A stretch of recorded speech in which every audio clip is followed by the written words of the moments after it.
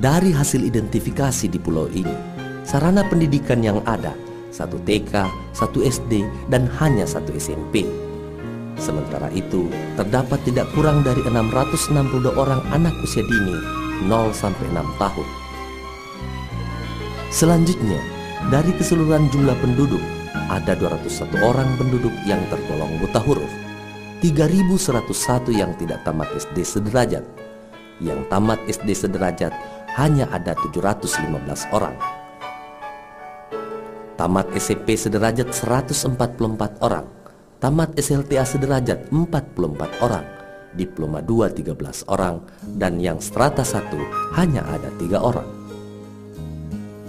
Fenomena tersebut merupakan alasan yang sangat mendasar untuk memacu kegiatan pendidikan non-formal di daerah ini. Pendidikan non-formal menjadi bagian dari sistem pendidikan nasional, di mana pendidikan non-formal ini dituntut untuk mampu bisa melayani pendidikan bagi masyarakat yang tidak terlayani. Tidak terlayani ini dalam artian dia memang tidak memiliki kesanggupan untuk belajar di formal, atau kesulitan di dalam geografisnya, di mana tempat tinggalnya atau dengan sekolah-sekolah mereka jauh, maka disitulah peranan pendidikan non-formal untuk memberikan layanan bagi masyarakat dengan kesulitan-kesulitan semacam itu.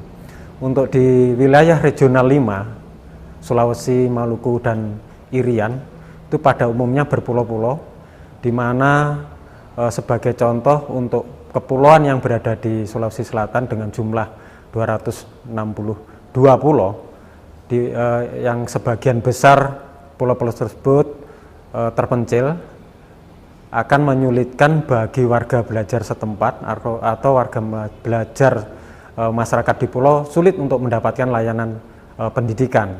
Pendidikan formal ada, tetapi ada keterbatasan-keterbatasan, maka disinilah pendidikan non formal masuk ke pulau-pulau yang sulit itu. BPPLSP sebagai balai pengembangan dan pengkajian memposisikan sebagai unit yang melakukan perintisan untuk penanganan warga belajar yang pada pulau-pulau terpencil, sehingga masyarakat di pulau itu mampu melayani atau mampu untuk mengikuti pembelajaran yang disediakan oleh pendidikan non formal. Salah satu yang menjadi contoh untuk layanan pendidikan non formal di sebuah pulau di wilayah Sulawesi Selatan adalah Pulau Kodingareng. Pulau Kodingareng dengan penduduk kurang lebih 6.000 dengan fasilitas pendidikan yang belum memadai, maka pendidikan non formal masuk kepada pulau-pulau tersebut, terutama Pulau Kodingareng. Dengan adanya program-program PLS dari penitipan anak, kelompok bermain, kecakapan hidup, pendidikan kesetaraan yang masuk di dalam pulau itu, maka kita namakan pulau-pulau itu adalah pulau penyelenggara PLS atau pulau PLS, atau kita sebut untuk memudahnya Pulau PLS Kodingareng. Pulau PLS Kodingareng adalah yang pertama kali disentuh oleh BPPLSP untuk melakukan layanan pendidikan untuk anak-anak yang tidak terlayani di pendidikan formal. Mereka belajar untuk menuntut pendidikan yang lebih tinggi harus pergi ke Makassar atau ke daerah lain, tentu ini akan menyulitkan warga belajar setempat. Maka itulah PLS hadir di sana sebagai bentuk perintisan program, tidak hanya untuk pendidikan anak, tetapi juga untuk masyarakat di sana yang belum memiliki pekerjaan.